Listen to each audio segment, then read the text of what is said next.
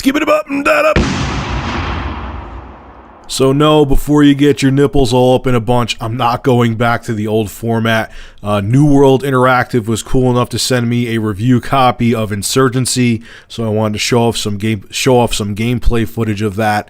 And I also wanted to show tonight some Tomb Raider Definitive Edition for the PlayStation 4. So just for tonight, and when I receive other review copies of games, you will see gameplay footage with news stories just for those nights. So it's going to be 90% me doing live footage for news stories, and when I get a review copy here and there, you will see gameplay footage. Now, Insurgency, this was actually a mod from Counter-Strike. It's made with the Source engine, Valve Source engine, and it's a very tactical first-person shooter. So if you're a run-and-gun kind of multiplayer gamer, this isn't going to be up your alley, but it actually is pretty cool. I had a lot of fun with it.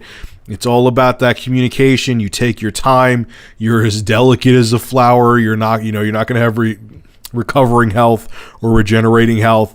So, just keep in mind when you get this, it's not Call of Duty. It's not the team deathmatch mode in Battlefield 4. It's a very tactical. You have to have good communication, and you got to really think about every move you make in this, because one wrong move and you're dead. So just keep that in mind. So Steve Ballmer has a full erection, and he's not afraid to run into a wall with it. So there is an email ad going around from Microsoft that if you bring your PS3, that's the key word here, to a Microsoft store, you will get $100 off for the trade-in. Obviously, if you trade in your PS3, you'll get $100 towards the purchase of an Xbox One. So it only costs you $399 if you trade in your PS3 at a Microsoft store. So look, a couple things here. First off, yeah, okay, I get it. You're trying to steer people away from your competition. So if someone has a PS3 and they're on the fence, you now made the price of the Xbox One, if they're going to trade in their PS3 anyway, the same price as a PS4. I get that part, but this deal really isn't that sweet.